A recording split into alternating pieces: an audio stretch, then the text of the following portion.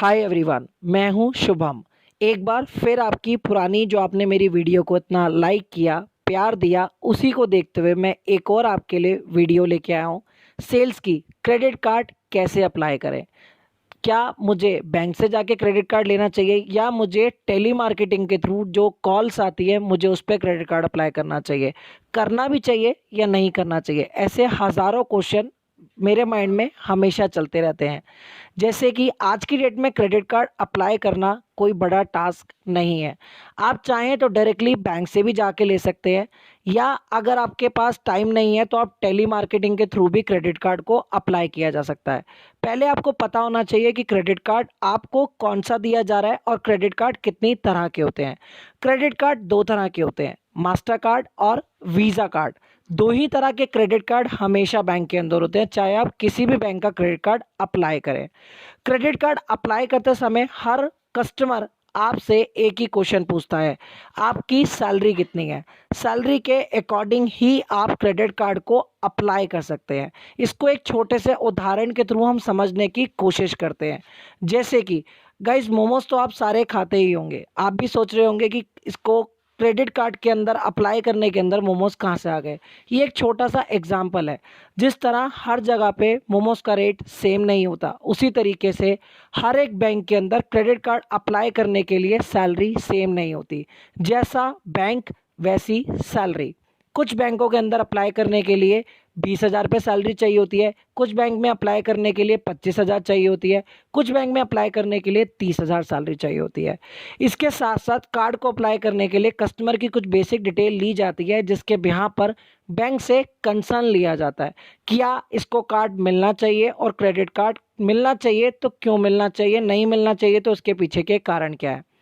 उसके लिए आपसे हमेशा कुछ बेसिक डिटेल्स ली जाती हैं, जैसे कि आपका मदर नेम, आपका फादर नेम, आपकी ईमेल आईडी, ताकि बैंक की साइड से कोई भी नोटिफिकेशन हो, कार्ड का अप्रूवल का मैसेज आए या कार्ड का रिजेक्शन का मैसेज आए, वो दोनों चीज़ें आपको रिसीव हो सके इंडिविजुअली, आपको किसी पे डिपेंड ना रहना पड़े।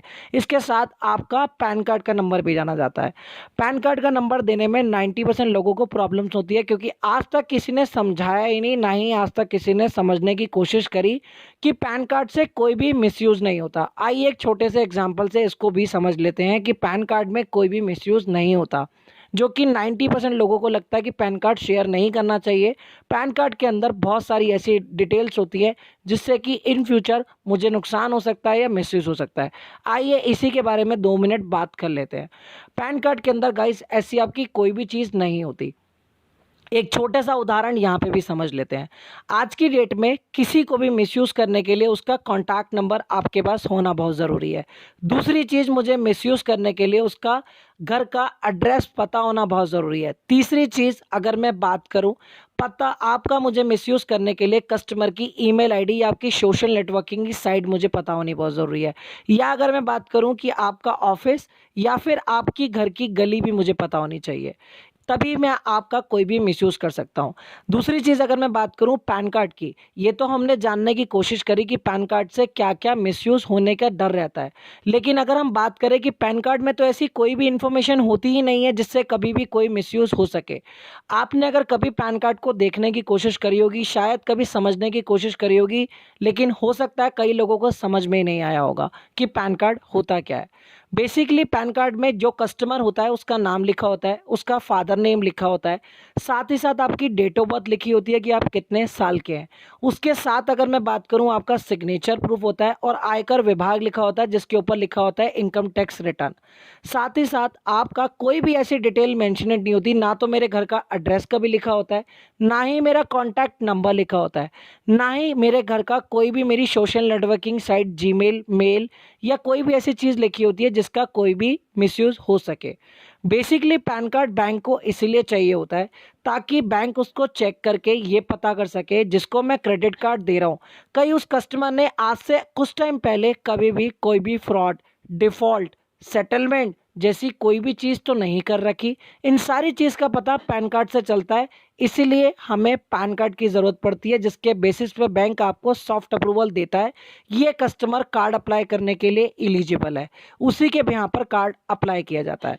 अब हम ये जानने की कोशिश करते हैं कि क्रेडिट कार्ड अप्लाई करने के बाद भी रिजेक्शन क्यों हो जाता है। क्रेडिट कार्ड अप्लाई करने के बाद रिजेक्शन होने के बहुत सारे रीजंस होते हैं। कभी कभार रिजेक्शन होने का सबसे पहला कारण ये भी होता है कि अगर आपके ऊपर फैमिली की लाइबिलिटीज़ बहुत ज़्यादा है, यानी कि आपकी फैमिली के मेंबर्स और डिपेंडेंसी आपके ऊपर ज़्यादा है, आपके ऊपर आपकी फैमिली की ज़्यादा ज़रूरत है, आपके ऊपर डिपेंडेबल है, तो भी आपको क्रेडिट कार्ड नहीं दिया जाता। रिजेक्शन होने का कारण नंबर 2, आज की डेट में आपका खर्चा बहुत ज़्यादा है और आपकी इनकम बहुत कम है, इसके बिहाव पर भी आपका कार्ड रिजेक्ट हो जाता है। तीसरा रिजेक्शन होने का कारण आपका सिबिल खराब होना। अब समझ लेते हैं सिबिल क्या होता है। जब भी पहले ये जानने की कोशिश करते हैं मेरे साथ आसान तरीके से कि सिबिल बनता कैसे है, फिर हम ये जानने की कोशिश करेंगे कि सिबिल खराब कैसे होता है।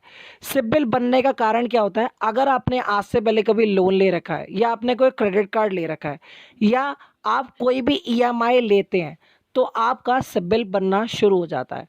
अब बात करते हैं सिबिल को आसान तरीके से जानने की कोशिश करते हैं कि सिबिल खराब कैसे होता है। जब भी आप क्रेडिट कार्ड यूज़ कर रहे होते हैं, आप उसकी पेमेंट 4 दिन या 10 दिन लेट करते हैं तो आपका सिबिल के अंदर गिरावट आ जाती है, यानी कि आपका सिबिल लो होना शुरू हो जाता है।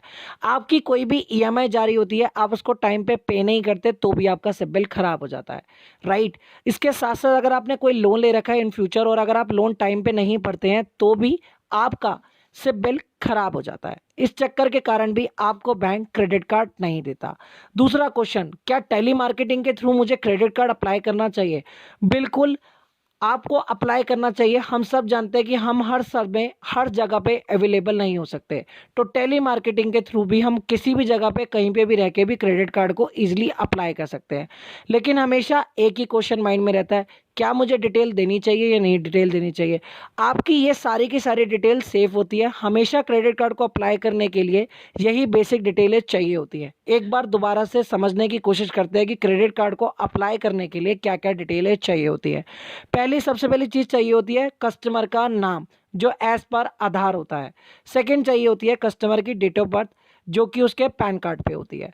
तीसरी चीज़ चाहिए होती है कस्टमर की ईमेल आईडी, ताकि बैंक की साइड से जो भी नोटिफिकेशन हो वो हमेशा कस्टमर रिसीव कर सके, चाहे पॉजिटिव हो चाहे नेगेटिव हो। साथ ही साथ कस्टमर का पैन कार्ड नंबर चाहिए होता है, जिससे कि ये पता चल सके कि कस्टमर ने आज से पहले कभी फ्रॉड तो नहीं किया। तो उसके बाद चाहिए होता है कस्टमर का घर का एड्रेस, कि कस्टमर का घर का ऑन एड्रेस रेंटेड है या ऑन हाउस है। उसके साथ ही साथ चाहिए होता है कस्टमर का लैंडलाइन नंबर, अगर उसके ऑफिस में लैंडलाइन नंबर है तो, और साथ ही चाहिए होता है कस्टमर का ऑफिस का एड्रेस।